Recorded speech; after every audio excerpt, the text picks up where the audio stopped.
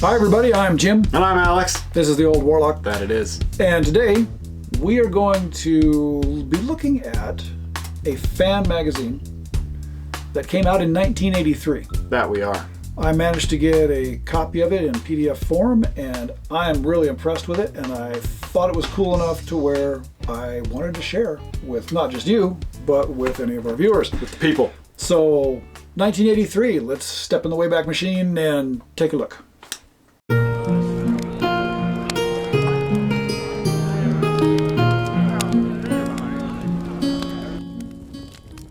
So back in the late 1970s and in the early 1980s, there were a plethora of fanzines for Dungeons & Dragons, for role-playing games in general, but a lot of them were focused on Dungeons & Dragons. And it was really kind of amazing to see just how many were out there at that time. One of the ones that I've come across recently, and I have access to a lot of these. I've purchased things like Alarms and Excursions, which I really love to read through because it gives you, if any of you have watched any of our earlier videos, you know that I'm really interested in the history of Dungeons and Dragons. It's true. And I really enjoy reading through these late 1970s, early 1980s fanzines because they give you a real insight into what the game was like at that time. And not just what the game was like, but what the playing culture was like at that time. One of the ones that I found recently is a magazine called Fantasy World. It was put out by, what did they call themselves? They were Role Players Workshop. And this is really just a husband and wife team, as near as I can tell. A woman by the name of Candy and Rob, they are considered the editors. But this first copy of, or the first edition of Fantasy World magazine came out in December of 1983. And it's really a pretty amazing magazine because it is handwritten and it is 102 pages long. And it's full of all kinds of interesting things, all kinds of creative things that the Washburns were doing, but it also talks about some of the things the Washburns were doing for their local Dungeons and Dragons community. Which we love. We do. We really love this. And they were really kind of going all out. But let's take a closer look at what it was that the Washburns took on in order to further what I consider to be the efforts of the Dungeons & Dragons community at that time. Absolutely. Let me scroll back here through 102 pages of this PDF. Yeah. I know we're not going to go over each page, but... Sorry, I know you were hoping. Now, for those of you who are also into this kind of history, if you have access to any of the later copies of Fantasy World, for some reason, I don't know why I believe this, I think that there were only 3 issues, possibly 4, of Fantasy World magazine that were created. But I would love to see number 2 and 3 and 4 if it exists. If you have any access to it, you know where I can find a copy, please let me know. Or if you are one of these people. Yeah, if you are Rob or Candy, let us know. You really need to let us know. Love to hear from you. This is some neat stuff. Now, Rob and Candy, they worked, the Role Players Workshop, that was the name of their publishing company. They worked out of Batesville, Indiana. And that's going to kind of play a role in some of the things that we're going to talk about here in a second. But in this first issue, under their special features, they have an adventure module that was created by Rob himself. It has maps of a world that he was creating, and he wanted to try and create a community module, not a community module, a community world that a lot of people could contribute to, and we'll get to that in a second, how he went about doing that. There are a number of different pieces of fiction in here. There are letters to the editor, there's gaming news, there are some reviews, there is a Dungeon Masters forum, and there's also some jokes. But let's move... But you're pretty good. Yeah, you didn't say that earlier. So laughed. Let's go to the first thing we're going to stop at and look at here is gaming news. And what I love about this is the first paragraph is all about Batcon. Now keep in mind this is Batesville, Indiana, and so they came up with Batcon. And I want to just read this real quick. And we're laughing, but it's not that we're making fun of this. This is cool. Really this cool is awesome stuff. This is good stuff. Yeah.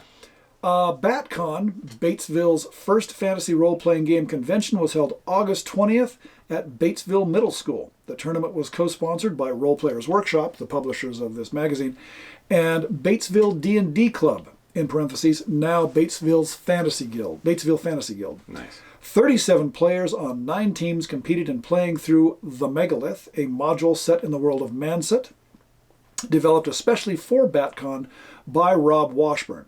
Illustrations for the modules were done by Brett Jennings. So it goes into a little bit of detail about who competed, what they won, who got different prizes for being the best team or individual to go through this particular module that Rob had put together.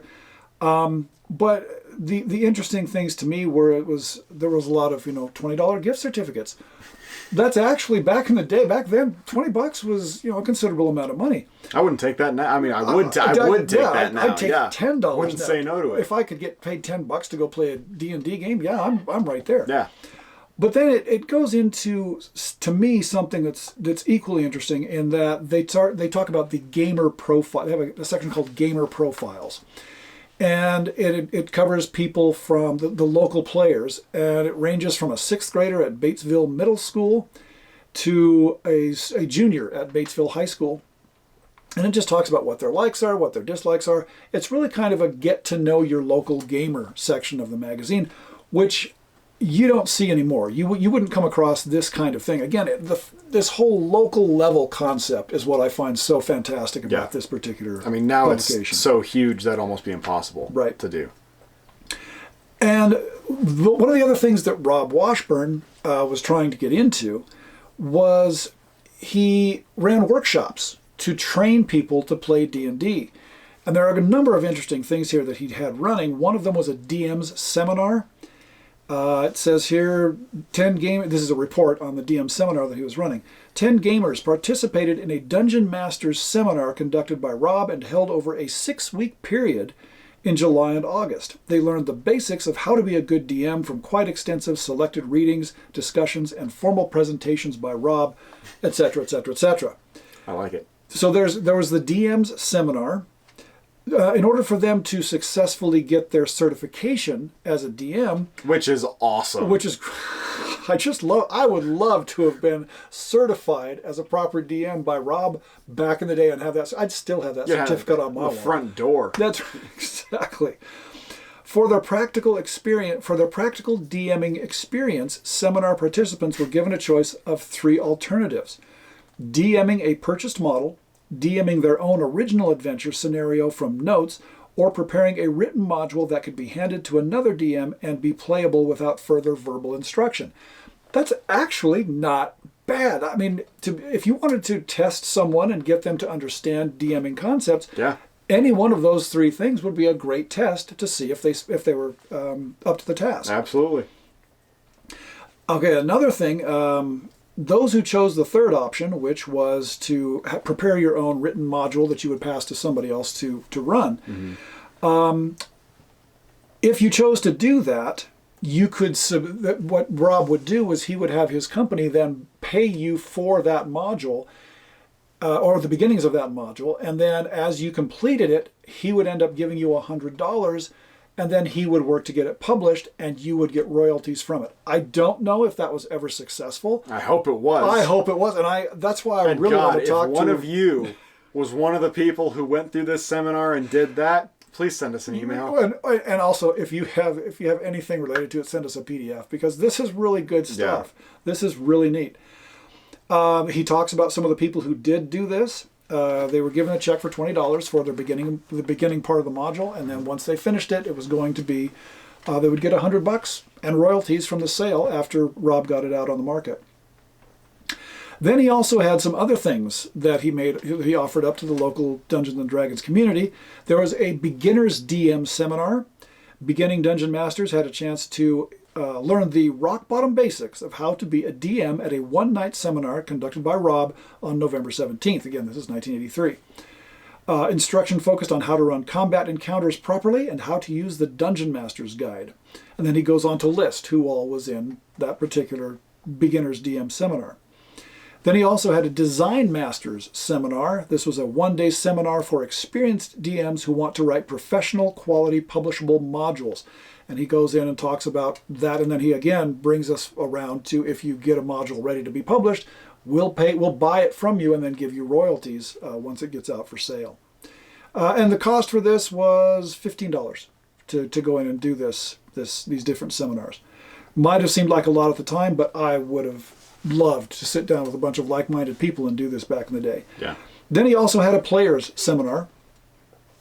And this was suggestions for playing the various AD&D classes, individual and team strategy for small group combat, how to organize and run successful teams. Those are some of the topics that he covered in this players seminar. There were this took place over 3 weeks, and on the fourth Thursday, seminar participants competed in one of the modules that Rob had come up with. So those are some of the opening things. Rob was a go-getter. He was a mover and a shaker. Busy guy. He really was. He ran a mini tournament on November 29th. It was called the Mists of the White Mound. It was actually held at one of his companions' house. He talks about having a pizza party to try and generate interest in Dungeons & Dragons with the local community. So on November 11th, the Guild held a pizza party to introduce potential members to the club. Everyone seemed to have fun, and a lot of free pizza was consumed. Nice. Good stuff.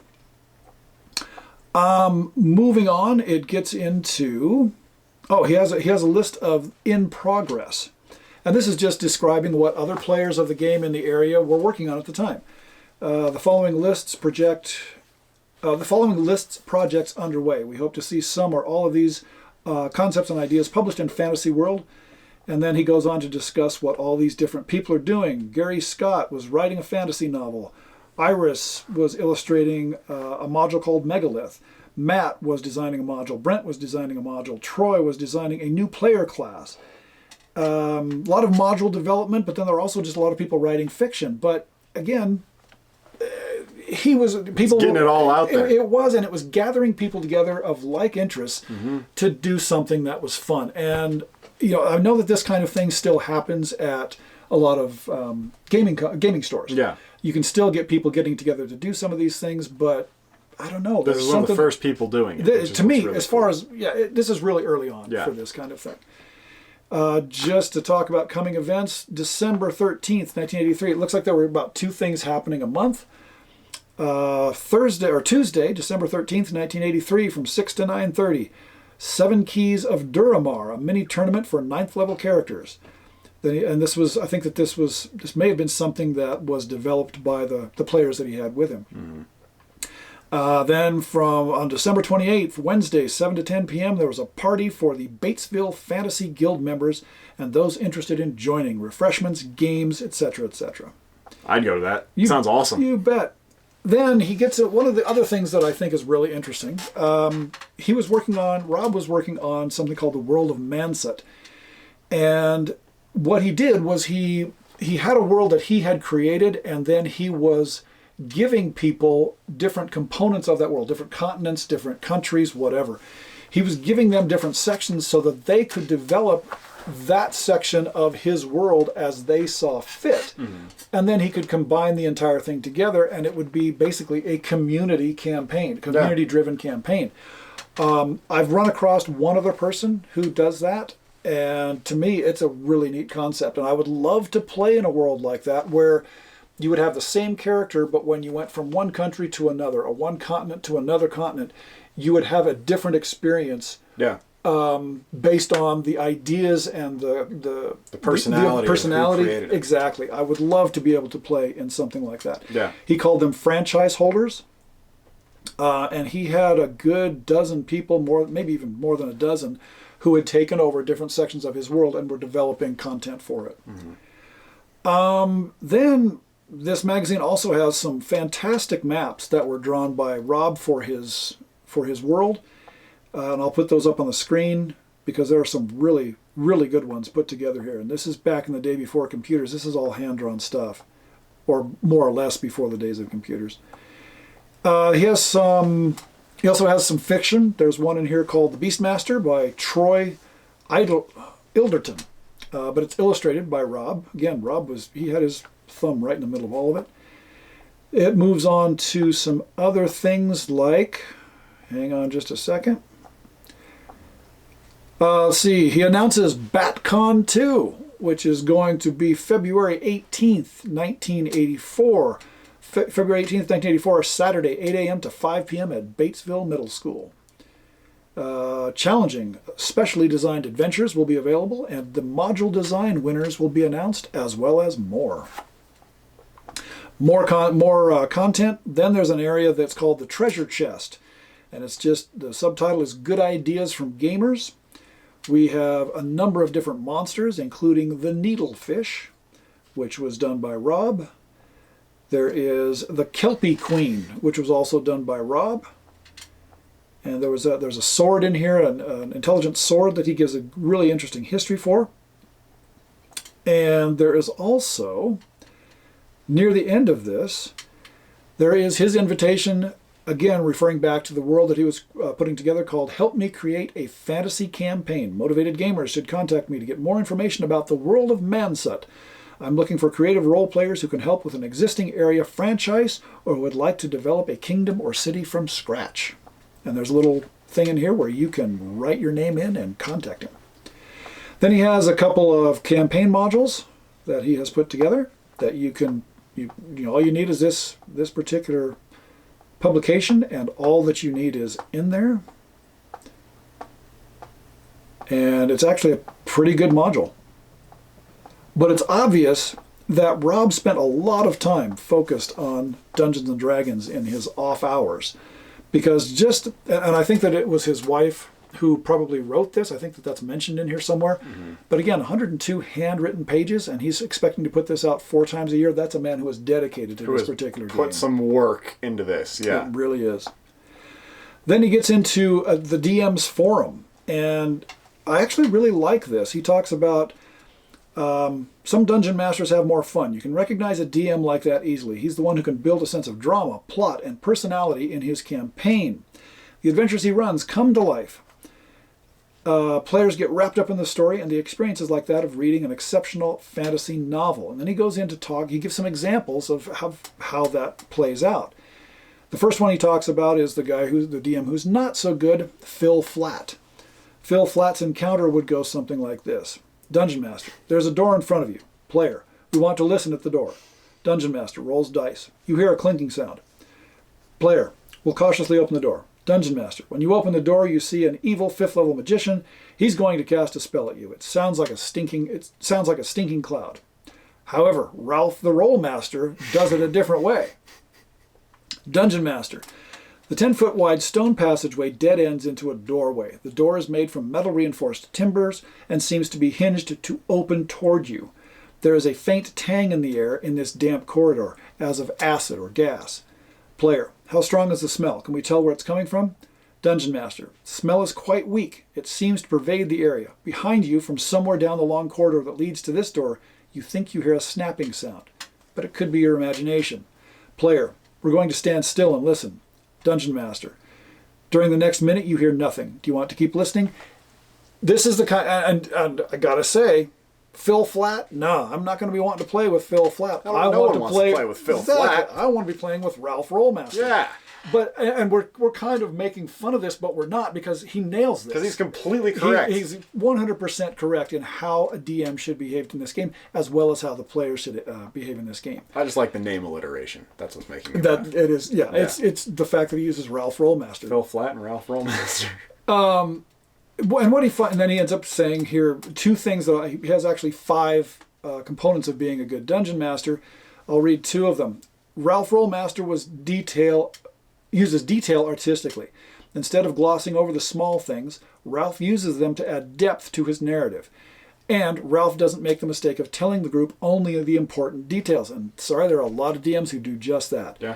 He tells them everything they would see, hear, smell, and taste in as close to a realistic manner as he can. This requires considerable creativity on the DM's part, but it is worth it. The next thing he talks about, number 2, Ralph challenges the group to be creative. That to me is exactly what should be discussed. That's one of the most important things, I think, that I never heard it characterized quite like that, but he's completely correct. And under that, he says, because the group never knows which details are interesting but trivial, and which are pivotally important. He misspelled pivotally. Sorry, Rob. Yeah. It's the only misspelling I saw in this entire thing, but I'm with you, buddy. It's a tough one. That's right. But, okay, because the group never knows which details are interesting but trivial and which are pivotally important, they must be very alert to everything the DM says. When players start combining seemingly unrelated incidents, bits of conversation, and clues to solve the dungeon, then the group is matching the DM's creativity, and that's what you want. Fantasy role-playing done in this manner is never run-of-the-mill. Few experiences are as challenging or fun as a game that has come alive in this fashion. Love this thing. Love what he's saying. Love what he's got to say. Love the way he's presenting it. Love the way that he's making this something that he feels passionately about this enough to actually run seminars to discuss this with other people. And it sounds like they were probably worth going to. Yep. From everything we've read out of this. Yeah. And I'll get here to the very end. He gives reviews. He has reviews of Monster Manual 2. Again, keep in mind this is 1983. He gives it 4.5 stars. He gives it 3.5 stars. Sorry, 3.5 stars. Monster Manual 2 is a collection of creatures fair and foul for AD&D gaming. This volume is highly recommended for all serious dungeon masters. Players who dislike being stumped may also want to pick up a copy. And then he goes on to describe it quite a bit. The 3.5 stars, that's 3.5 stars out of 4, not out of 5. So he really does like it. But to me, it's just a neat thing to be reading something that is a review of something that came out in 1983. Yeah. Or 1982. Aside from that, he advertises his Dungeon Master seminar. Again, back here at the end, 1-day seminar on designing professional level campaign and adventure scenarios. And then he tells you about how much it costs and where you can go to be a part of it. And then he has his Laughing Dragon section, which I'll just give you one of these jokes, and there are a lot of them. This is a riddle, actually. It's called Mushy's Column. I don't know who Mushy is. Picture of a mushroom. You'll see it on the screen here. We'll put up Mushy the Great. The riddle is 2 wings but cannot fly, 2 wings but cannot, or 2 legs but, okay, let me start over. 2 wings but cannot fly, 2 legs but cannot walk, a beak but cannot peck. What is it? The answer? A dead bird. So, anyway, that last riddle notwithstanding, actually I kind of like that. Yeah, I think it's pretty good. Yeah. He asks also for submissions for the next publications, and then he has one more map that he wraps up the entire publication with. But again, 102 handwritten pages of D&D goodness that I really absolutely love. Very impressed. The content, the fact of the effort that went into it, and the fact that it's a bit of D&D history that helps you to really get an insight into what the community was like for the game back in the late 70s, early 80s, back when I was really first starting to play. And I'd only been at it for a few years by the time this came out. I wish I would have known about this, but we are a long way from Batesville, Indiana, so it's not surprising that it didn't happen. But if you're from Batesville, or you ever went to Batcon, you need to contact us and let us know. And I got to tell you, I think I have found the phone number of Rob, and I may be giving the man a call just to touch base with him. See how Rob's doing. Just to see what he's up to, and get some more insight into why and how and really more about this Fantasy World magazine. So if anything else happens, we'll keep you updated. We'll keep you updated. Check our, we might put something on the coffee page or whatever if we find some information, and just to let you know what's going on with our attempt to contact Rob and Candy, the creators of Fantasy World magazine. Exactly. Anyway, that's all I've got. I kind of dominated this one. Didn't give you much of a chance. That's all right. I'm excited about this. It's cool stuff. It is good. Anything else you got? No, just check out the links in the description below to social media, coffee page, website, and our Spreadshirt, and our Spreadshirt shop as well. If you want to get some cool shirts that we are not currently wearing, then check out the About page for the YouTube channel. Go check out our website and everything on there. And that's all I've got. That's all I've got. I'm Jim. I'm Alex. Keep your sword on, pretty. Bye-bye.